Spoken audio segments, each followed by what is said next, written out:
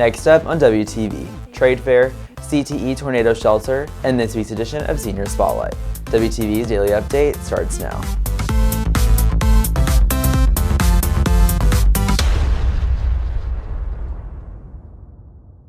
Hey there, Red Hawk Nation. Today's Thursday, October 17th, and I'm Joaquin Perez with today's Daily Update brought to you by Wingspan TV. For some students, high school graduation means going to college. For other students, it could be the military. But for some students, high school graduation could mean entering the workforce. WTV's Zara Ahmed has the story. More than a dozen companies and organizations are taking over the library on Friday for the school's annual trade fair that allows students to hear more job opportunities and careers. This event was created for students who plan to start at a vocational school, to enter a certificate program, to perhaps join a branch of the military, or to enter directly into the workforce. So this is an opportunity for them to speak to professionals that can guide them. Frisco ISD students have the opportunity through certain CTE classes to get a head start on their career with certificates and licenses. Our group, we're currently working on a trailer and stuff, and we're gonna go there, get some inspiration, get some help, just from people who know what they're doing.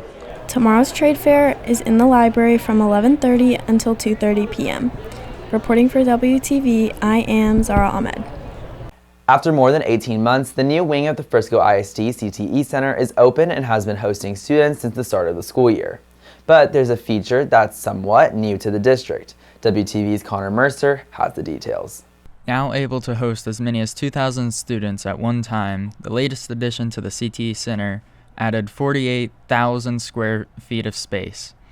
One of the focal points of the expansion is an esports lab. But there's another feature that may not get as much attention, but it's one that could make a difference in the event of severe weather. The interior two-story part of the G-wing is what we call it, is now tornado resistant. So it'll withstand a tornado on the F scale of F scale 4 to F scale 5. And what that means is we could take a direct hit from a tornado and be safe within this two-story building here. It is concrete vault pretty much all the way around and on the ceiling too. And then the windows will withstand up to 200 plus mile an hour projectiles. New building code ASCE 7-22 now requires that high occupancy buildings be made tornado resistant. And with this weather feature a part of the CTE Center, there's now a place for the entire building to gather if needed.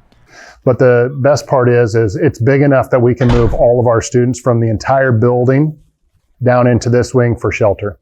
Reporting for WTV, I am Connor Mercer. Muslim students will be using a new procedure this year. WTV's Lamar Elatul explains. Although room C214 may seem like a dark room at the end of the hallway, it is an important room for most Muslim students on campus. But this year, students will no longer use paper. Instead, they will use e-hall passes. So in the MSA, we developed a new e-hall pass system to make sure that all students that come to pray can be accounted for in their classes and to miss as little instructional time as possible. The school has been using the e-hall pass system for several years, but it's new to the Muslim Student Association.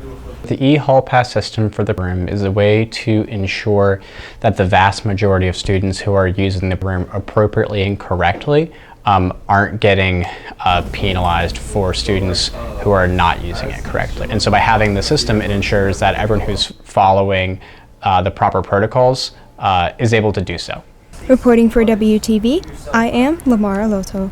On this week's edition of Senior Spotlight, WTV's Asia Bradford interviews senior Emily Barton.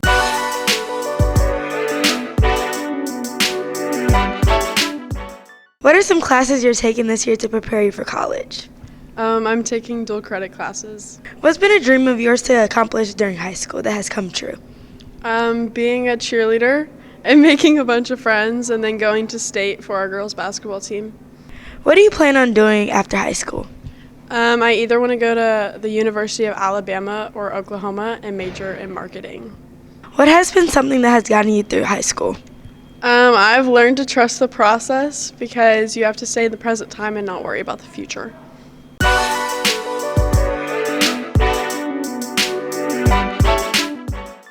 On this week's edition of My Life As, WTV takes a look into the life of football player Landon Regattas.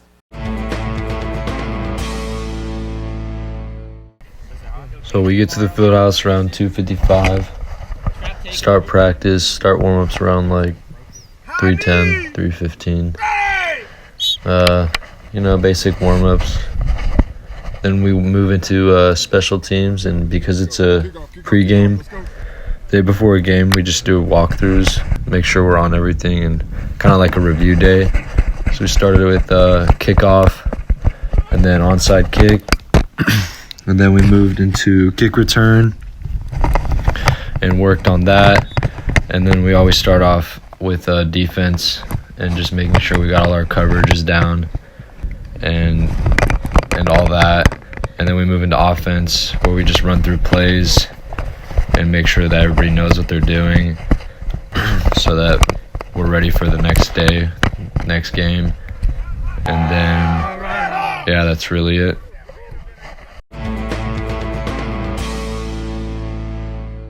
If you're looking for more from Wingspan, you can follow us at Liberty Wingspan on X, Instagram, and Facebook, or visit our award-winning website, libertywingspan.com. And now for today's announcements. Redhawks, make sure to nominate your teachers for their very own Righteous Redhawk Awards using the QR code below. That's it for today's Daily Update. This is Joaquin Perez for Wingspan TV.